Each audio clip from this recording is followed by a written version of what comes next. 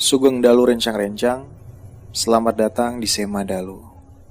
Kembali Sema Dalu malam hari ini hadir untuk membagikan pengalaman menyeramkan dan kisah-kisah misteri yang terjadi khususnya di daerah Cirebon dan sekitarnya.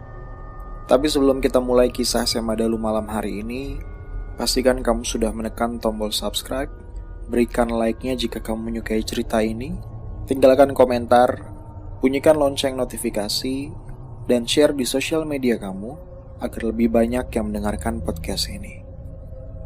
Sema Dalu bertamu malam hari ini ingin membahas tentang mitos orang-orang yang memiliki pesona atau aura yang disukai oleh mereka yang tak kasat mata.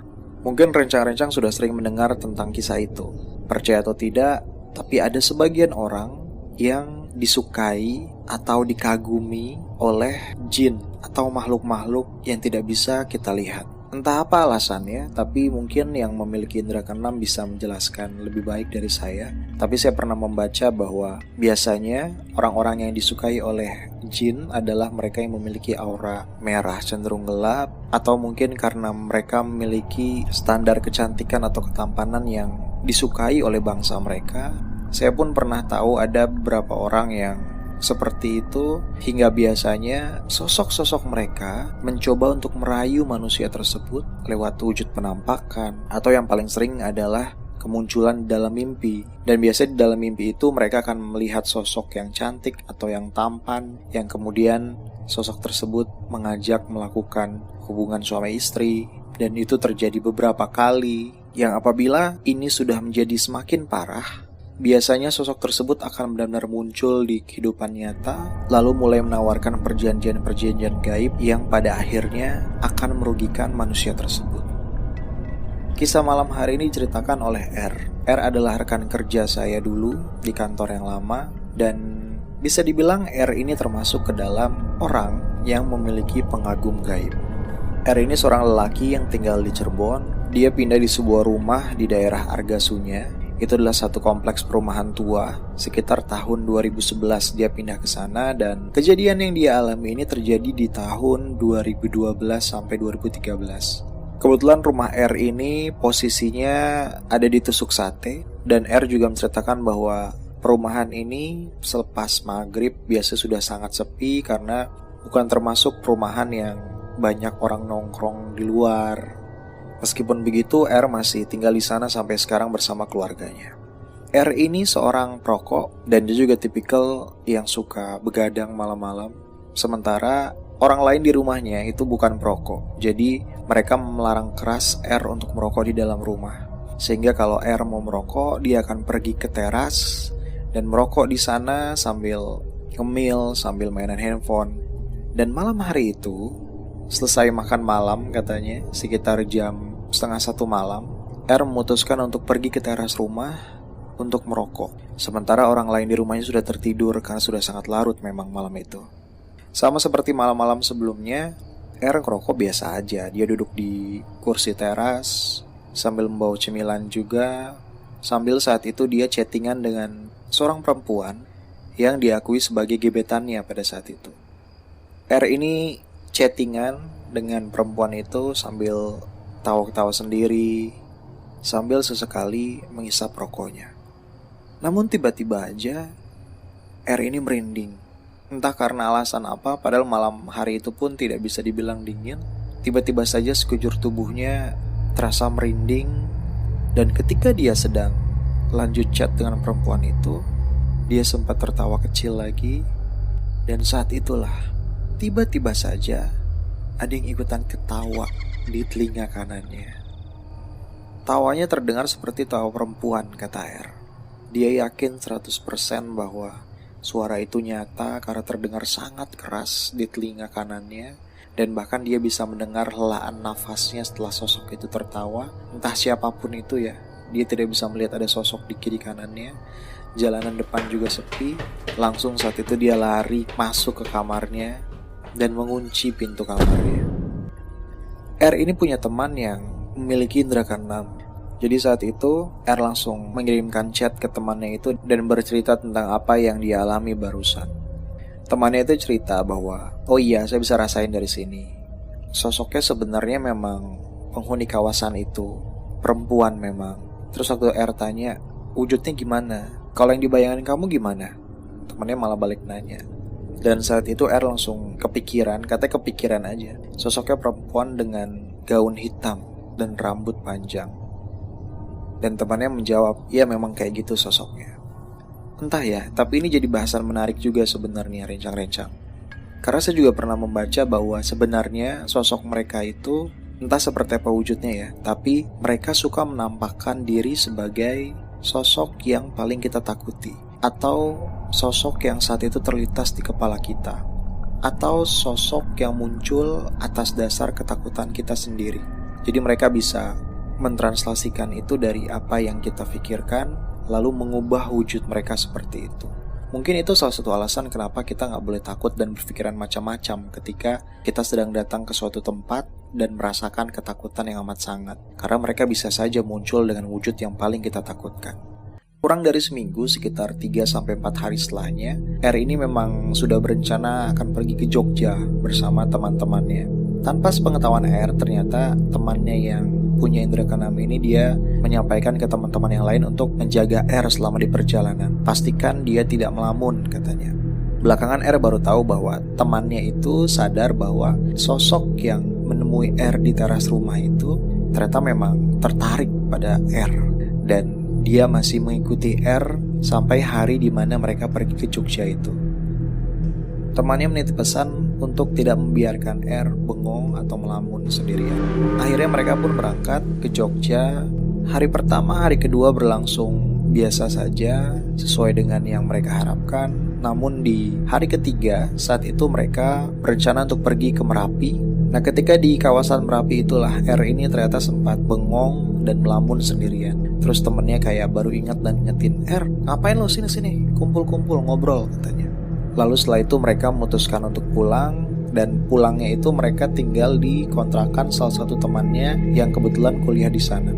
Jadi mereka pulang ke kontrakan temannya itu, mandi, beristirahat, lalu karena sudah saking lelahnya, seharian itu mereka banyak aktivitas, akhirnya mereka langsung tertidur, termasuk R. Pada saat R tertidur itu, dia ternyata bermimpi. Itu terasa sangat nyata, kata R. Di dalam mimpinya, perempuan yang saat itu sedang dekat dengannya, yang sering berkirim pesan dengan R, tiba-tiba saja muncul di Jogja, di kontrakan temannya itu, dan mengaku datang dari Cirebon, katanya, untuk menyusul R. R sampai nanya ngapain, dan perempuan itu bilang mau ikutan main aja. Mereka lalu ngobrol-ngobrol lumayan lama, lalu R kebangun. Dan ketika terbangun itu, karena dia merasa mimpinya itu sangat nyata, dia langsung kayak nyariin perempuan itu. Loh, mana dia?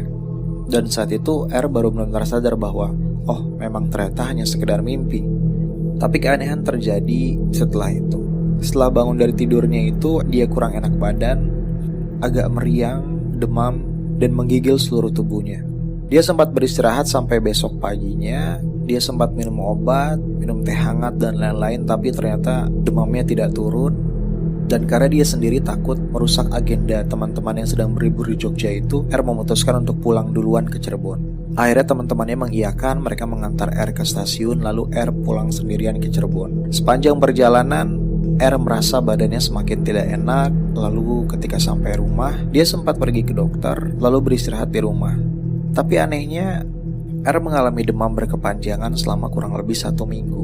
Sebenarnya R cerita katanya dia merasa benar-benar sakit itu di hari pertama dan kedua. Dia merasa badannya benar-benar menggigil, meriang, demam, sendi-sendinya sakit, dia sulit bangun dari tempat tidur. Tapi setelah hari ketiga dia mulai merasa lebih baik, tapi kondisinya seperti sedang dalam pemulihan. Jadi kayak masih agak lemas, R juga sempat penasaran dan bertanya ke temannya yang memiliki indera keenam itu lagi. Dia sempat menelpon dan sempat berkirim pesan juga apa yang sebenarnya terjadi sama R ini, karena R mulai merasa bahwa sakitnya ini bukan sakit biasa.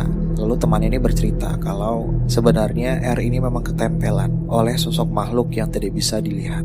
R bingung, dia tanya, makhluk yang di mana ya, dari mana asalnya? Apa dari Jogja?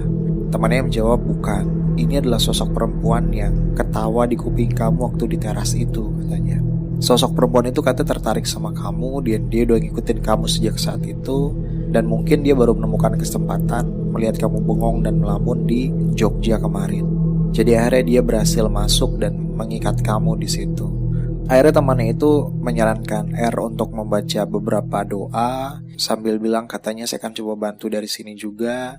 Lalu setelah itu alhamdulillah R ini merasa lebih baik dan mulai bisa beraktivitas seperti biasa. Ada satu kisah yang menarik. Sepanjang masa pemulihan R itu dia kan masih sering chat dengan perempuan gebetannya itu ya. Dia cerita bagaimana pengalaman di Merapi, cerita bagaimana dia mimpi soal perempuan itu yang datang ke Jogja untuk menyusulnya. Dan ada satu keanehan di mana perempuan ini pun bercerita, padahal sebelumnya dia sama sekali tidak diceritakan oleh R tentang sosok penampakan perempuan bergaun hitam itu ya. Tapi perempuan ini cerita katanya persis di malam R mendapatkan penglihatan perempuan gebetan ini datang ke Jogja. Di lain tempat, si perempuan ini justru melihat penampakan di rumahnya di Cirebon. Saat itu sekitar pukul 12 malam, perempuan ini sedang ada di rumahnya dan sedang mengecek kondisi pintu dan jendela apakah sudah terkunci di rumahnya. Dan saat itulah ia mengaku melihat ada sosok perempuan yang mengintip dari balik jendela ruang tamu. Sosok perempuan itu katanya berambut panjang, bergaun hitam, dan terlihat dengan jelas dari balik gorden, sedang berdiri di teras dan menatap perempuan itu dari kejauhan. Akhirnya gebetan R ini langsung lari masuk ke kamarnya dan mengunci pintu kamarnya, karena saat itu dia pun yakin bahwa sosok yang dia lihat di teras rumahnya itu bukan manusia. Setelah itu sekitar 2-3 bulan berlalu, R dan gebetannya itu sudah mulai melupakan kisah itu ya. Dan entah ada kegiatan apa, R itu pulang ke rumah cukup larut, yaitu jam 2 pagi. Dan dalam kondisi basah kuyup, karena saat itu turun hujan yang sangat deras. Begitu sampai rumahnya, ternyata hujan berhenti dan R bersih-bersih mengeringkan badannya. Tapi saat itu karena R merasa belum mengantuk, dia memutuskan untuk mencuci motornya saat itu juga. Karena mungkin dia pikir ya motornya sudah kepalang basah dan dia belum ngantuk walaupun jam 2 pagi ya. Tapi dia memutuskan untuk mencuci motornya. Dan saat itu ia pun sedang chattingan dengan gebetannya itu. Dan dia bercerita kalau dia ingin mencuci motornya. Dan perempuan itu merespon, "Kamu ngapain cuci motor malam-malam? Awas lo nanti ketemu sama yang hitam-hitam itu." R langsung membalas, "Hus, jangan kayak gitu ah. Yang ada malah kepikiran nih," katanya. Persis setelah R membalas chattingannya itu, dia melirik ke sebelah kirinya dan melihat ada sosok perempuan berambut panjang dengan gaun hitam berdiri melayang persis di samping motornya. Melihat itu, R langsung melempar handuk motornya. Dia masuk ke dalam rumah, dia kunci semua pintunya. Dia pun masuk ke dalam kamar dan urung untuk mencuci motornya saat itu dan segera berniat untuk tidur. R pikir semuanya sudah berakhir, tapi ternyata sosok itu masih ada di sana. Dan ketika ia tanya ke temannya yang memiliki indera keenam itu, mau tidak mau dia harus mengakui bahwa R sendirilah salah satu alasan kenapa sosok tersebut masih ada di sana.